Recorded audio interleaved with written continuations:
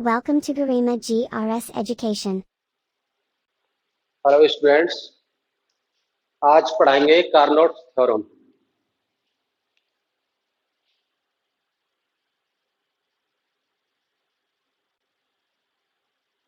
Carnot theorem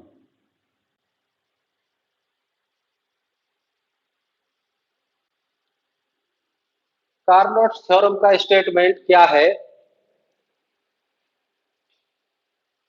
Carnot theorem ये कहती है कि किन्हीं दो निश्चित तापों के बीच में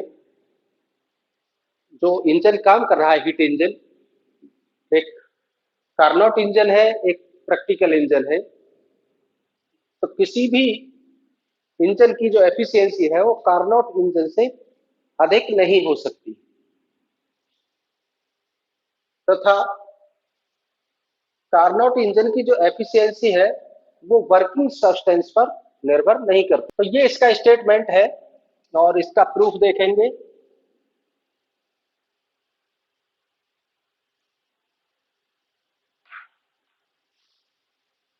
ये है आपका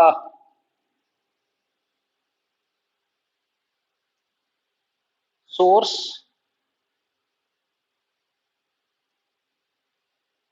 और ये है आपका सिंक।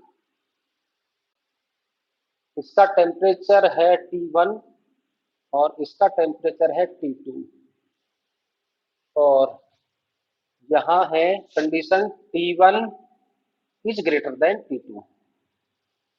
इसके बीच में दो इंजन लगे हैं।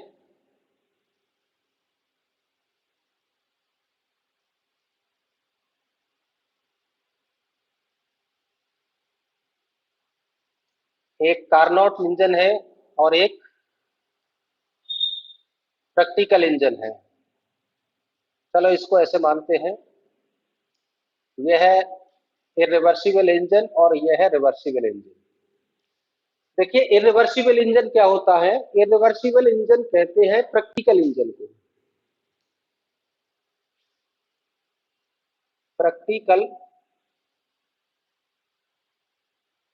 इंजन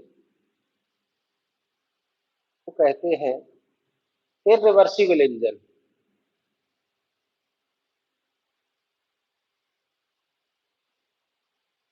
पहले तो ये बात इसमें समझने की है। और जो आइडियल इंजन है,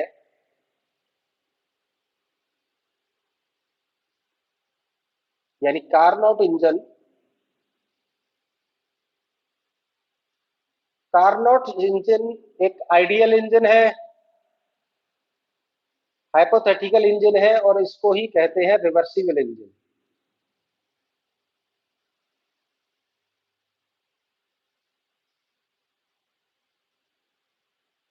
रिवर्सिबल इंजन का मतलब यह है कि अगर ये हीट लेता है सिंक सोर्स से और डब्ल्यू कार्य करता है और कुछ हीट रिजेक्ट करता है, अगर इस पर डब्ल्यू कार्य किया जाए तो ये उल्टा भी प्रोसेस कर सकता है। मतलब रिवर्स का मतलब है उत्क्रम, उत्क्रमणीय है, ये रिवर्सिबल है। और तो उतनी ही इसको सिंक से उसी वर्क डन से, जैसे कि मतलब उसी वर्क डन से ये रिवर्स में कार्य कर जाएगा। जैसे मान लो ये पॉइंट है ए और ए से ये बी पर पहुंचता है और यहाँ जो भी पॉइंट्स हैं P1, P2, P3, अगर इसको ए से बी में मूव किया गया है, अगर रिवर्स किया जाएगा तो ये इसी मार्ग पर आएगा और ये पॉइंट्स को फॉलो करेगा। It is reversible cycle. तो ये बात समझ गए होंगे, प्रैक्टिकल इंजन को रिवर्सिबल इंजन बोला गया है और आइडियल इंजन यानी कि कार्नोट इंजन को रिवर्सिबल इंजन बोला गया है। तो इस स्टेटमेंट का अर्थ ये हुआ कि कोई भी इरिवर्सिबल इंजन की एफिशिएंसी रिवर्सिबल इंजन से कम ही होगी। ये कार्नोट थ्योरम कह रही है। कार्नोट थ्योरम का स्टेटमेंट क्या है कि eta R is greater than eta I. Reversible engine की जो एफिशिएंसी है वो हमेशा इरिवर्सिबल से अधिक होगी। अब हम इसको प्रूव कैसे करें? तो हम एक एजम्पशन मान लेते हैं, एज्यूम कर लेते हैं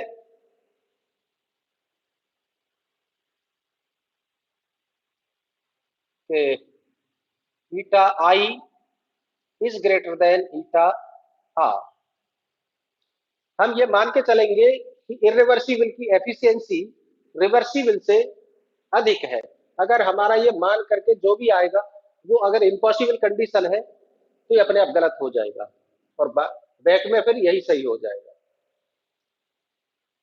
तो मान लेते हैं कि ये यहां से Q1 हीट ले रहा है और W1 वर्क कर रहा है, हीट इंजन है, और ये Q2 हीट रिजेक्ट कर रहा है सिंक को। ये Q2 हीट सिंक को रिजेक्ट कर रहा है और इसको रिवर्स में लेंगे, रिवर्सिबल साइकिल में ये Q2 heat Q2 dash heat को सिंक से एब्जॉर्ब कर रहा है और इस पर जो कार्य किया जा रहा है वो W2 है और वापस से Q1 हीट सोर्स को प्रोवाइड कर रहा है। एक बार और बताते हैं, ये इरिवर्सिबल इंजन है जो हीट से वर्क कर रहा है। ये रिवर्सिबल रिवर्स ऑर्डर में करेक्ट है।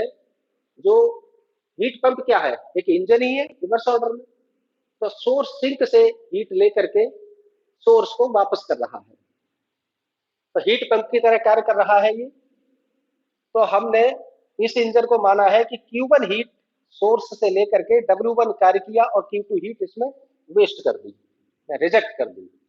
इसलिए इसको हमें इस इंजन द्वारा Q1 हीट ही वापस करनी है सोर्स के लिए, इसलिए हमने इसको Q2 डैश हीट हमने ली और W2 वर्क करके और Q1 वापस कर दी।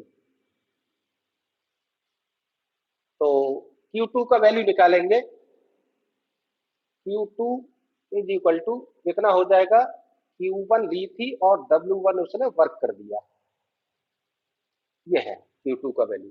Q1 में से W1 वर्क हो गया और Q2 रिजेक्ट हो गई। और ये क्या है, Q2 डैश। Q2 डैश है, ये Q1 क्या है यहाँ, Q2 डैश प्लस W2। यहाँ Q2 डैश ले रहा है, W2 इधर से वर्क ले रहा है, दोनों ऐड होकर के Q1 वापस कर रहा है। That means Q1 is equal to Q2 dash plus W2। तो ये हो जाएगा Q2 dash plus W2 is equal to Q1 और Q2 dash is equal to Q1 minus W2। ये फर्स्ट है और ये सेकंड है, Q1 माइनस W2। ना अब हमने माना है कि नेट वर्क डन, तो नेट वर्क डन अभी निकलेगा। हमने माना है कि इरिवर्सिबल की एफिशिएंसी अधिक है, यही तो माना। इसका मतलब क्या है, नाउ अकॉर्डिंग टू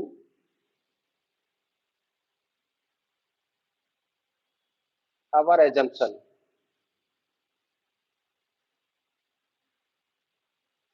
इसके अकॉर्डिंग W1 बड़ा होगा, W1 is greater then W2। तो यहां नेट वर्क डन कितना आ जाएगा, नेट वर्क डन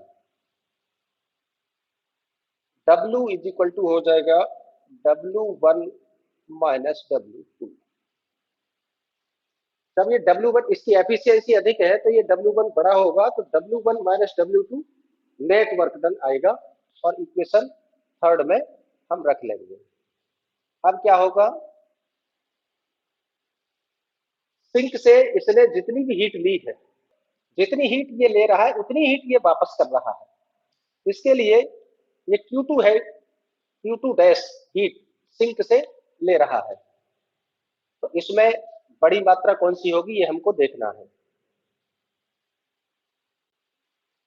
तो ये है नेट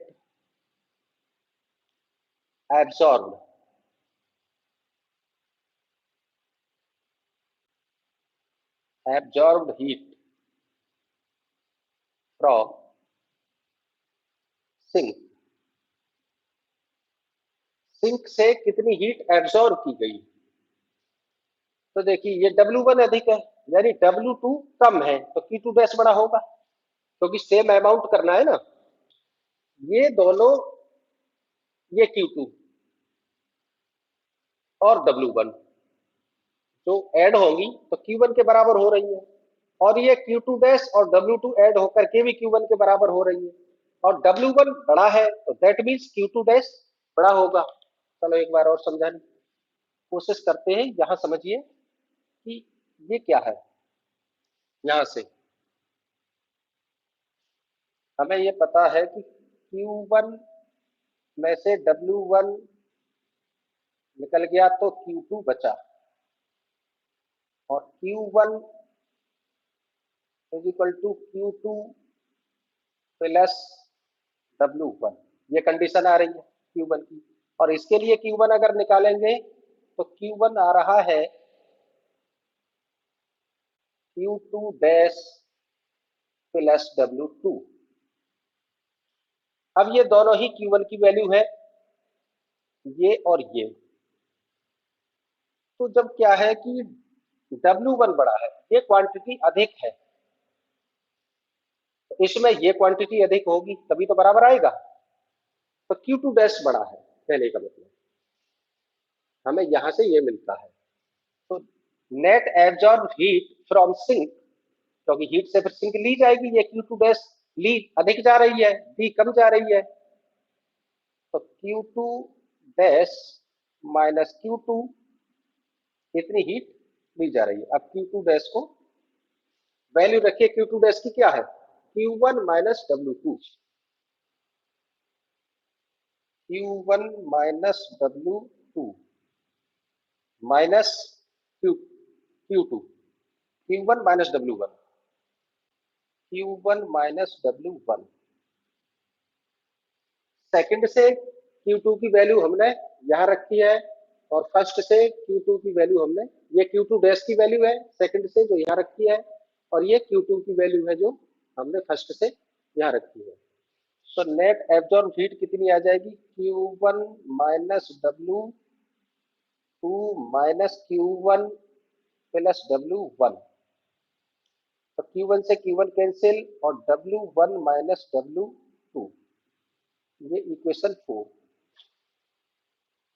अब देखिए नेट वर्क डन कितना हो रहा है, W1 माइनस W2, और हीट कितनी ली जा रही है, W1 माइनस W2 कितनी ली जा रही है।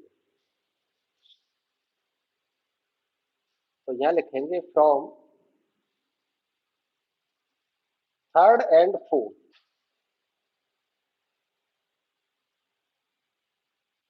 वर्क डन,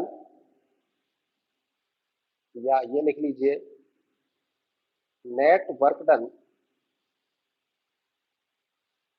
इसको कपल कर दिया है, जब की बात है ये, इसको कपल कर देते हैं। तो net work done is equal to net absorb heat, ये आ रहा है, और ये क्या है, इम्पॉसिबल, विच इज इम्पॉसिबल, क्योंकि ऐसा अभी तक इंजन कोई मशीन नहीं बनी है कि जो संपूर्ण ऊष्मा को कार्य में बदल दे। तो इसलिए हमारा ये एजम्पशन गलत सिद्ध होता है, और हम कह सकते हैं कि कार्नोट्स थ्योरम का जो स्टेटमेंट है वो सही है। इरिवर्सिबल इंजन की एफिशिएंसी बड़ी नहीं हो सकती, बल्कि रिवर्सिबल की बड़ी होती है, यानी कि eta R is greater than eta आई। ये कार्नोट्स थ्योरम का फर्स्ट स्टेटमेंट प्रूफ हो गया। अब है सेकंड स्टेटमेंट। सेकंड स्टेटमेंट कहता है कि कार्नोट्स इंजन की जो एफिशिएंसी है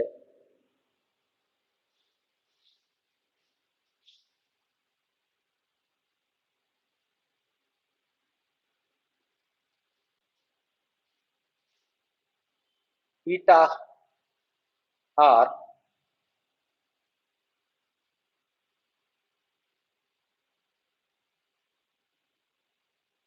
does not depends the working substance। तो इसका मतलब क्या होता है, 1 - T2/T1 ये होता है ईटा कार्नोट के लिए। तो इसमें कहीं भी वर्किंग मटेरियल का कोई भी टर्म नहीं है। तो इसकी जो एफिशिएंसी है कार्नोट इंजन की, वो वर्किंग सब्सटेंस पर डिपेंड नहीं करती है। यही कार्नोट थ्योरम है। ठीक। Thank you.